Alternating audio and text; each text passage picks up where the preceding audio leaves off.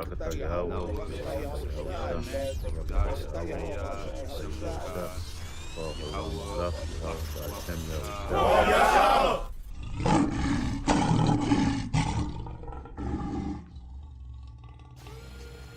President Biden. The Biden administration is sounding the alarm of possible cyber attacks from Russia targeting the nation's financial sector, power grids, and water systems. The President released a statement and fact sheet regarding cyber threats to the homeland, urging private sector partners to take immediate action to shore up their defenses against potential cyber attacks.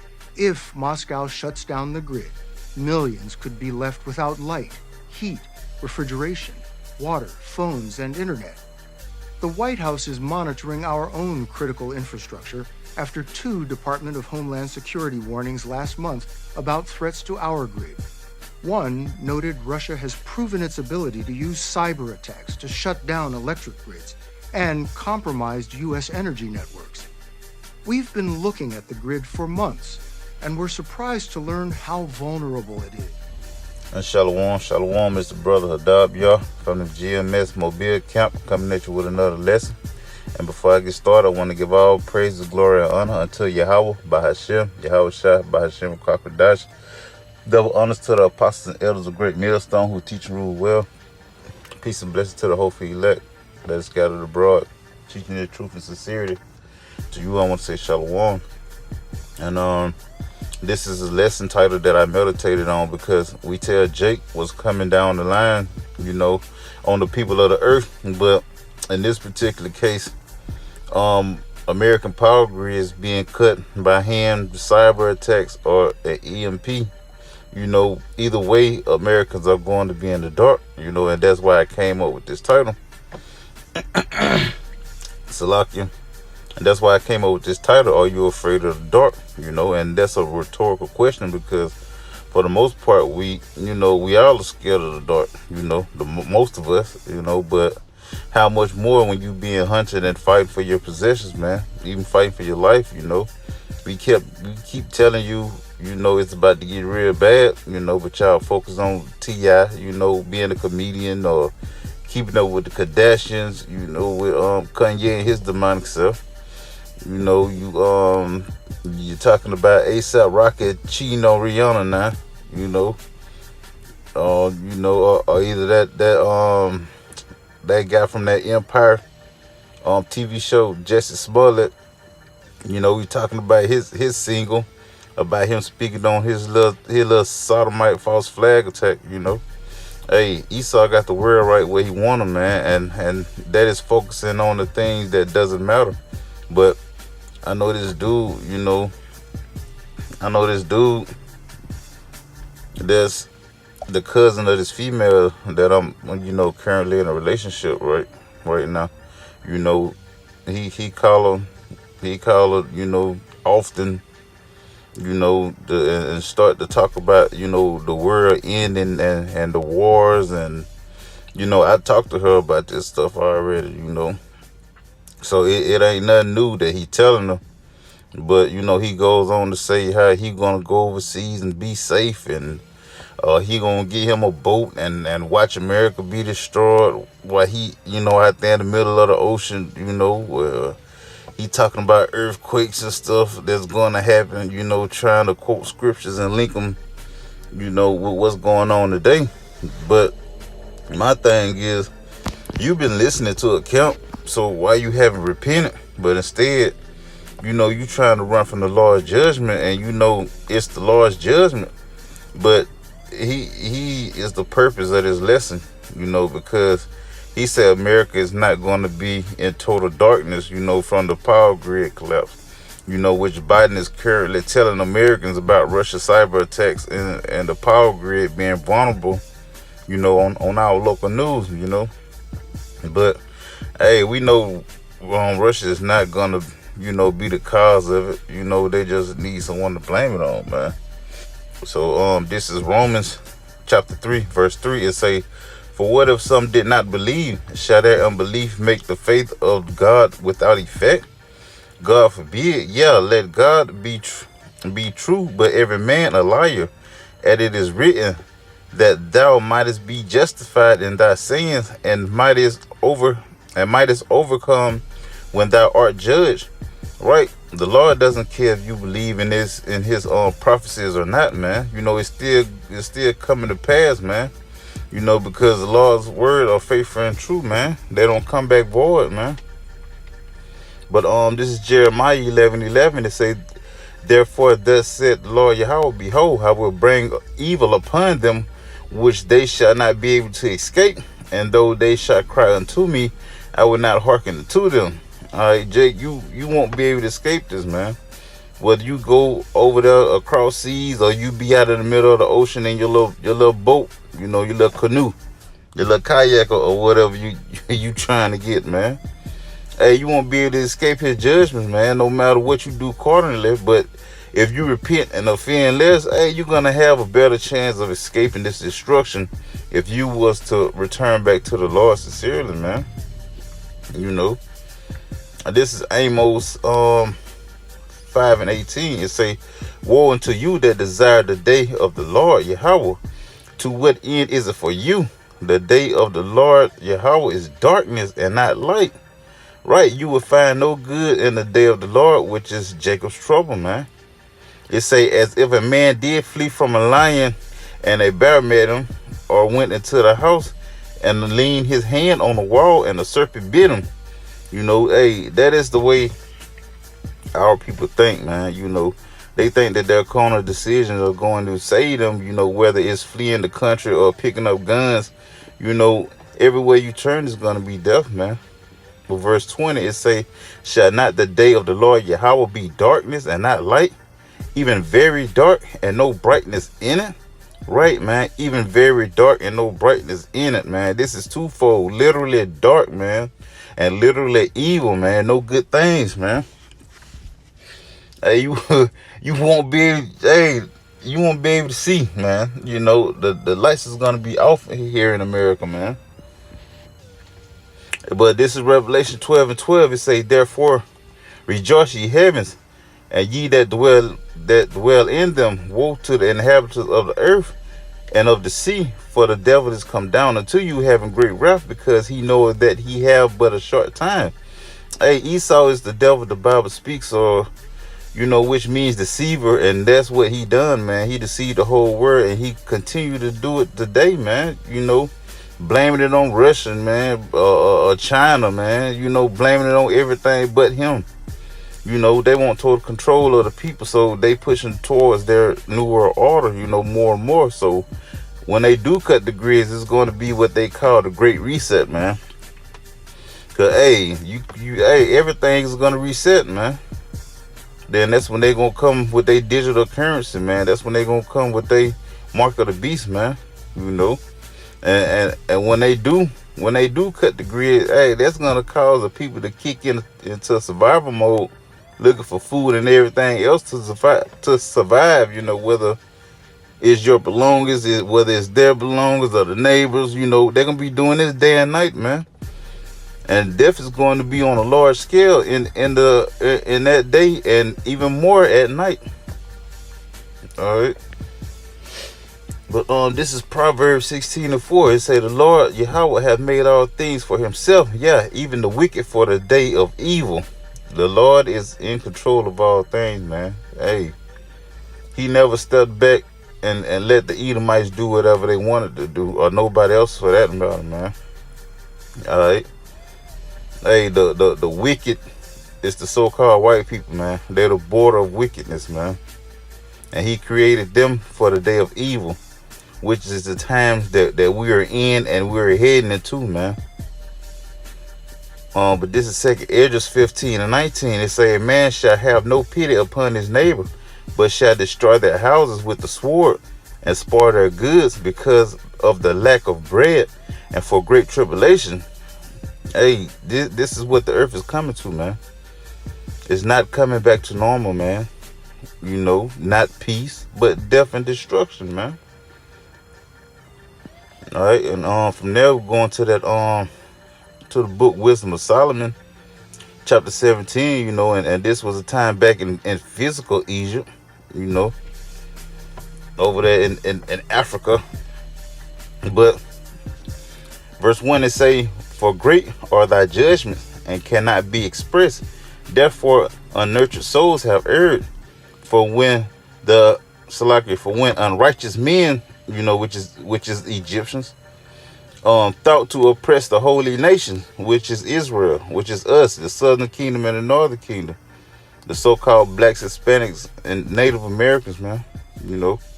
It say they being shut up in their houses, the prison of darkness, and fettered with the bonds of a long night, lay their exile from the eternal providence. All right.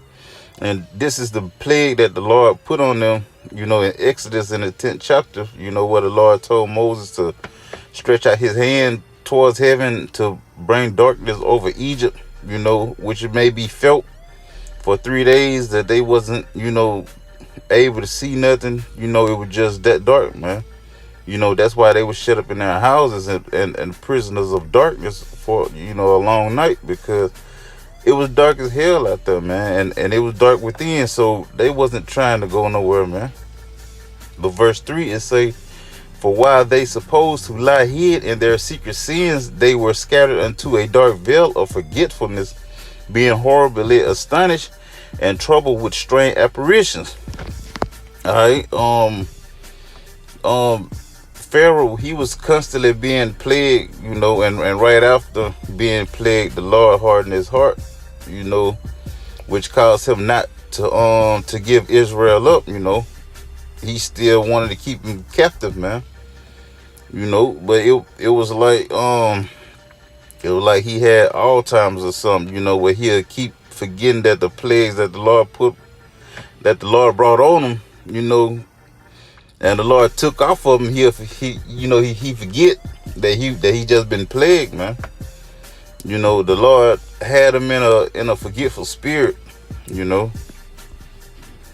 But verse 4 it say, for neither might the corner that held them up from fear, but noises as of water falling down sounded about him, and sad visions appeared unto them with heavy countenance. Right. So while still in darkness, they was backed into a corner, scared as hell, like you see in these movies where people running from somebody and they back into the corner like it's gonna save them, but the Egyptians being scared of what the Lord was doing, forced them up against something, because they never seen that type of power before, man. They didn't know what was going on, or what was about to happen. And all of a sudden they just started hearing, falling water and seeing spirits or ghosts, move around in darkness, making different sounds that made the Egyptians wonder about them, man. Like say you watching a scary movie and this person see a little girl holding a teddy bear, and she probably crying for her mama, and the person asks the little girl, what's the matter? And she stopped walking and stopped crying and look at the person, and just stand there and stare at them, and then walk into the next room while still staring at that person, man. That's the type of stuff that the Egyptians saw, man. But this is verse 5. It say, no power of the fire might give them light, neither could the bright flames of the stars endure to lighten that horrible night. Right, man. It say, verse 5, it say, no power of the fire might give them light, neither could the bright flames of the stars endure to lighten that horrible night. All right. Hey, fire will only put off a certain amount of light, whether it's a campfire or a candle or a torch. They probably couldn't see a foot away from them because it was just that dark, man. It say, only there appeared unto them a fire kindled of itself, very dreadful. For being much terrified, they thought the things which they saw to be worse than the sight they saw not. Right. So, hey, a spirit is a flame of fire itself, So they were scared of the different dreadful apparitions, than the carnal things that they were used to seeing, like men heads being cut off or whatever, But verse 7, it say, as for the illusions of art magic, they were shut down. Salakia, they were put down, and their vaunting in wisdom was reproved with disgrace. For they that promised to drive away terrors and troubles from a sick soul were sick themselves of fear, worthy to be laughed at, right, man? Because the Egyptians, they did witchcraft, man, on the left-hand side. Everything Moses did to show the power of the Lord, the Egyptians tried to mimic the same thing, but hey, they wasn't able to do it, man. Yeah, and on top of that, they was dealing with the same terrors and troubles of the other Egyptians, man. So their wisdom didn't prevail, and it was a disgrace. It say, for though no terrible thing did fear them, yet being scared with beasts that passes by and hissing of serpents, they died for fear, denying that they saw the air, which could of no side be avoided. So the beast wasn't scared of them, but they were scared of the beasts and the serpents, and began to have heart attacks from fear, man. Hey, they say this is not air we are seeing, because back in Job, the Lord, he brought apparitions to Job in the dark, man, and the Lord can cause all of this to happen, man. He can do whatever he want to do, man. He's in total control, man. Verse 11, it say, for wickedness condemned by her own witness is very timorous, and being pressed with conscience always forecasts grievous things. For fear is nothing else but a betraying of the secures which reason offers. Right, man, that's all it is. You betraying the things that secured you, man. Alright, it say, and the expectation from within being less, counted the ignorance for more than the cause which bringeth the torment. But they sleeping the same sleep that night, which was indeed intolerable, and which came upon them out of the bottoms of the inedible hell, were partly vexed with monstrous apparitions, and partly fainted, their hearts failing them, for a sudden fear and not looked for came upon them. Okay, it was hard for them to sleep, being vexed with demons and ghosts and spirit, whatever you choose to call them, You can imagine them trying to, sleep, and a Lord knows wake them up and they see a demon standing over them, man, or even a beast, whatever the Lord choose to put in your face, when you open up your eyes, man. Hey, your worst fears, man. You open up your eyes and see your worst fears, man. Hey, that's a heart attack right there waiting to happen, man. Verse 16, it say, so then whosoever there fell down was straitly kept, shut up in a prison without iron bars. For whether he were a husbandman or a shepherd or a laborer in the field, he was overtaken and endured that necessity, Salakia, which could not be avoided, for they were all bound with one change of darkness.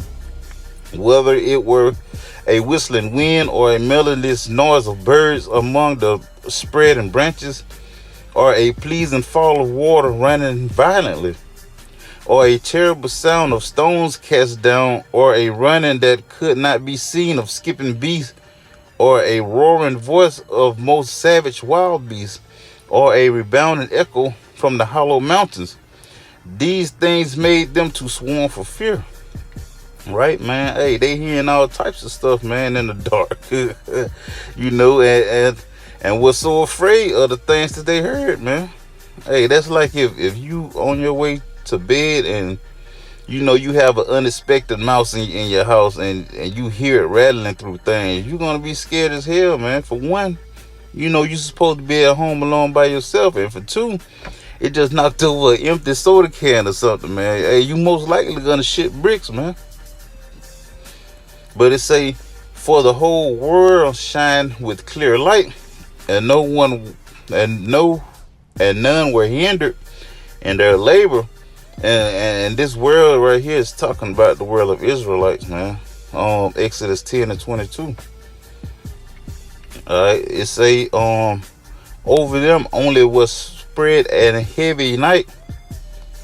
So like it say, over them only which was the Egyptians. It say over them only was spread an heavy night, and an image of that darkness which should afterward receive them. But yet they unto themselves more grievous than the darkness. And that them, like I said, was the Egyptians, because the way of wickedness is darkness, man. That's in Proverbs 4 and 19. But I'm gonna end it off on these last two. It say, this is 2nd Esdras chapter 15 and 10. It say, behold, my people is led as a flock to the slaughter. I will not suffer them now to dwell in the land of Egypt. Okay, and America is spiritual Egypt, pertaining to Deuteronomy 28 and 68 and Revelations 11 and 8. All right, but this is the point right here of the whole story. Verse 11, it say, but I will bring them with a mighty hand and a stretched out arm, and smite Egypt with plagues as before, and will destroy all the land thereof. Right, man. Right, he will smite Egypt again as before with the same plagues.